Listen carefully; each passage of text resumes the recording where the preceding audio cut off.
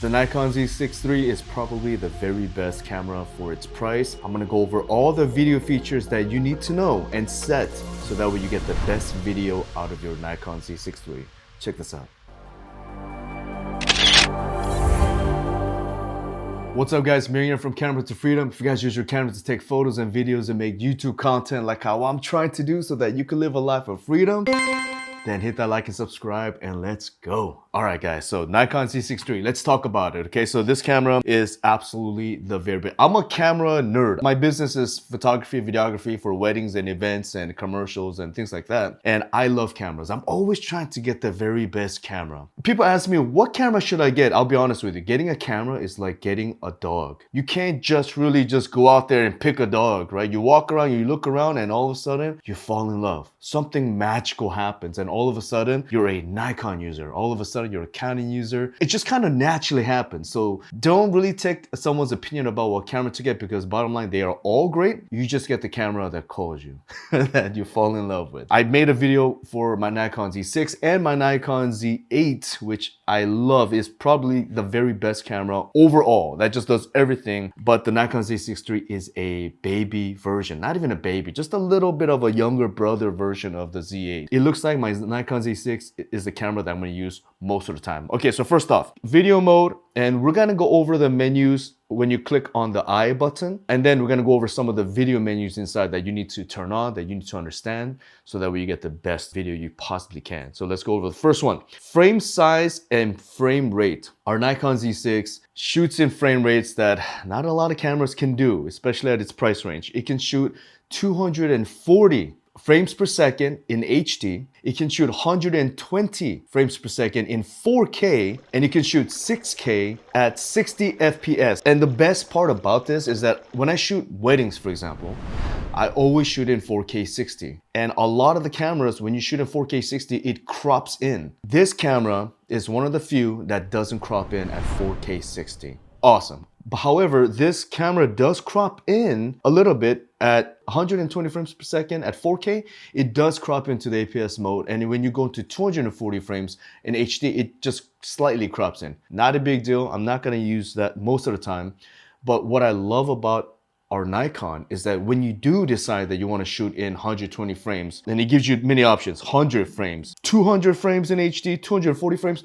The good thing about this is that when you shoot in those high frame rate, it captures audio. Our Nikon Z6 III with the Z8 and Z9 finally got the firmware update to select between shutter angle or shutter speed to achieve the desired motion blur. You can go into the menu under the pencil icon, custom settings, G12 shutter mode. Shutter angle gives you the degrees selection that will automatically adjust your shutter, such as the 180 degrees, which is technically ×2 of your frames per second. Select shutter speed, which is common, and you have to pick your own shutter speed manually. If you're filming in 60 frames per second, it's actually good to have your shutter beyond the 120th of a shutter to even the thousands, so you can get slow motion that is super smooth without any motion blur. However, if you're filming in the movie specs of 180 degrees shutter angle, then you have to set your frames per second to 24p. Bring up the aperture to determine how strong you want the background bokeh to be. ISO usually set high at 800 for the minimum for log video. You have to set your shutter to 50, which is ×2 of your 24 FPS. The 50th of a second creates natural motion blur that our eyes naturally see. This setting also makes your video super bright, so you have to use a variable ND filter to adjust your exposure. I recommend this KNF variable ND filter. Let's go into the video recording menu. You have an option to shoot in 8-bit. In 8-bit, they only have an option to shoot in HD, and 8-bit is the most compatible video codec. YouTube videos are 8-bit. Downfall is that the 8-bit videos create 16.7 million colors. I mean, that's still a good thing. That's a lot of colors. The next option that you get as you scroll up, you get to shoot in 10-bit. 10-bit video gives you 1.7 billion colors. So you get the most smoothest gradient when you're shooting like the sunset. Gradient always comes out super smooth because you get that extra color to make it smooth. Whereas 8-bit, because of the limitation of the color, there are times where you will see a weird pixelation that happens. If you are shooting in small kind event and you know you're going to be shooting for like hours and hours, and you know that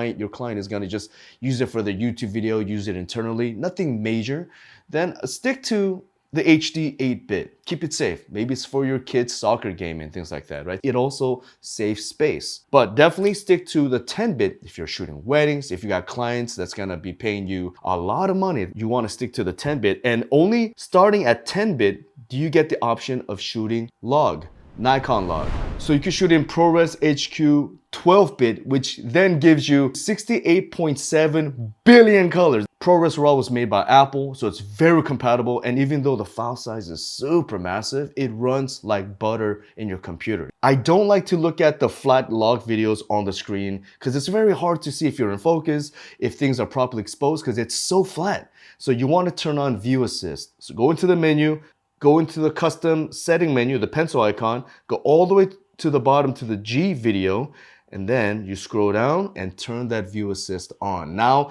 everything is colored in your screen. When you bring it into edit, you will still have a flat video, but at least for watching into the screen, everything is colored, so it makes it very easy for you to film. Log video, you also want to expose your video by one stop. So you don't want it to be exactly right-centered, properly exposed for log. Log likes highlights. It doesn't really like the shadows. It has a tendency to create weird artifacts in the shadow itself. It loves to be darkened, but it doesn't like to be lightened. So you want to be one-stop exposed.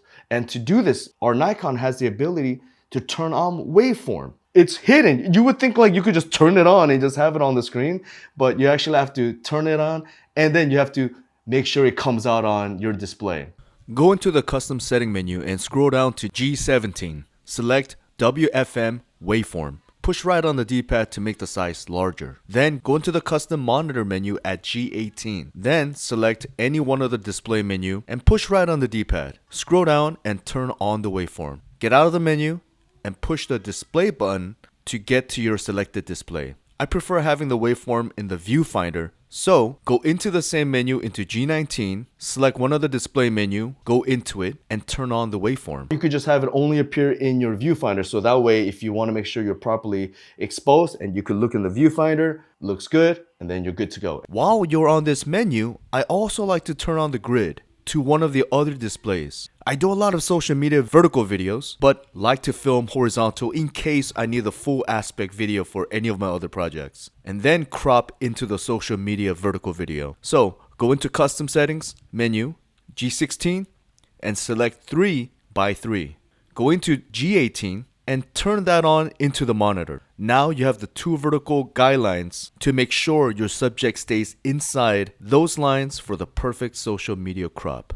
Also, just a quick side note, in case you're wondering about the light that I'm using to light myself, it's a bar light. It's a Viltrox K90 bar light that comes in a set of 2. It comes with a strong magnet that allows you to attach your light, lock it in. So if you're a videographer and you need creative lights, definitely hook yourself up to just stick this onto like metal walls. Will give you a creative lighting for sure. You could connect it with your phone app. You could use the little menu that's in the back to change colors and so on, but it's got a lot of special effects. This is a party light. You get the police, you got lightning flash, paparazzi, and you could also go into the color mode, and it's got every color that you could possibly think of, and you could just have fun with it and get yourself some creative photography or creative videos with this kind of bar light. So definitely, I got the discount code link below, and if you do buy from me, thank you so very much for your support. So the fastest way to set your manual white balance is click on the I button, go into the I menu, then go to your white balance, which is the second option, and then you scroll right to pre-1. So when you get to pre-1, you hold down the OK button for about 4 seconds, and then a little square will appear. In your setting area, if you have a gray card, a white card, or a bride's dress, especially for weddings, I'm using the bride's dress. You aim at the white color, and then you click OK. It will know that that's the white in this setting, and white balance would be perfectly set. But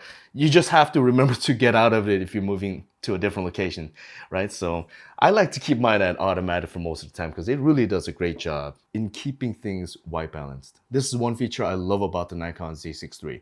When you're shooting in log, most cameras will want you to be at ISO 800. Having a high ISO brighter than you want it to be, right? So then normally you're shooting at 50 shutter speed, f2.8, so you get the blurry background, and then your ISO is at 800. Now it's super bright. So you have to use a variable ND filter to make it properly exposed. But our Nikon Z6 III has the ability to bring down your ISO even lower. So you could bring out your ISO all the way down to LO 1.0, low 1.0, low 2.0. It's about ISO 100. That is such a great feature that you could bring your ISO that low when you're shooting in log. Very cool feature that most cameras don't have. Let's talk a little bit more about ISO. Our native ISO for a Nikon Z6 III is 800. ISO makes your video brighter, also brings in a lot of noise into your video as you increase your ISO. I got cameras, old cameras, that if you bring ISO to 800, oh my goodness, everything is just very grainy and you can't even use it. My old cameras. But nowadays, new cameras nowadays, you could go crazy. Our Nikon Z6 has two ISOs, dual native ISO. So at 800, shots are perfect. And then if you need to bring up ISO because you're in a dark area, as you bring it up, it gets grainier and grainier. But at 6400, the second native ISO kicks in and then it starts looking super crisp. If you're shooting a log, have a habit of using ISO 800 or just keep it at around 800. If you need to bring it up, if you need to go all the way to like 2000 or 3000 and so on, forget that number. Just go bump all the way to 6400, make your adjustments with the aperture and shutter and the variable ND filter as well too. At the same time, as I'm saying this, don't be afraid to use any of the ISO. It still looks absolutely amazing, but just know that in like dark settings like this, in the shadows, you're gonna see like weird grains. Very fun quick tip for your Nikon Z6 III for videographers is that I like to make my second FN2 button into a choose image area. Go into the menu, then you go into the custom control, and then you change the FN2 into a choose image area. I use prime lenses a lot of the times, and now you have the ability to shoot in full frame and then change it to a crop sensor. So it'll zoom in if you need that extra close-up shot. So it's a fun little trick. So a fun little trick with your Z6 III is that when you take off your lens, there is no protection. Everything is exposed. My Z8 has an ability to automatically bring the shutter down to protect the sensors when you're changing your lens. But you can use a little old school trick that works on almost all Nikon Z cameras that don't have the built-in protection effect, which is when you are shooting in photo mode, it doesn't work on video mode, but on photo mode, you could take out your battery and the shutter is on. It protects your sensor. Now, because of the fact that it's not meant to do that, I don't recommend you doing that all the time because who knows, something might happen. Do it at your own discretion for sure. It never broke my camera as much as I've done it before. When I'm shooting at the beach or at desert or anything dusty, I'd rather personally protect my sensor than the little plastic part of the shutter. I mean, the shutter is important too, don't get me wrong. But if you want your sensor to be protected, that's a fun little trick that you can do. And all you have to do is just put the battery back on, and then boom, then you're good to go. So another cool thing to mention is that our Nikon Z6 has the ability to charge the battery while it's on. I do have a little adapter that goes on top and I could put my NP batteries, or even I have an adapter to put my V-mount battery on top of it, and then you could plug into the USB-C, and while you're filming, it'll be charging your battery. So with that one NP battery, it'll last you all day. So if you are filming like an interview and you're gonna be there all day, seminar and so on, then you could just get yourself an extra battery on top and just plug into the USB, and then now it'll just last forever. So you don't have to keep changing the batteries. Our Nikon Z6 III, to me, it has one of the very best autofocus out of all my cameras that I've played around with. It's so good. It could detect animals, cats, dogs, and cars, and airplanes, and so on. So it's really amazing how it does that. I keep it in full autofocus because it does a good job. So when I have a bride and all the bridal party walking down the aisle in the weddings, I love to use my gimbal to walk around and kind of capture them walking down. And because there's so many people sitting around, you would think that it will capture random people's face, but it really does a good job on knowing what you're trying to capture, and it captures that person. Now, in case it does capture someone's face, because sometimes some people have more dominant face, right, than others, you could tap on the bride's body and then the autofocus will automatically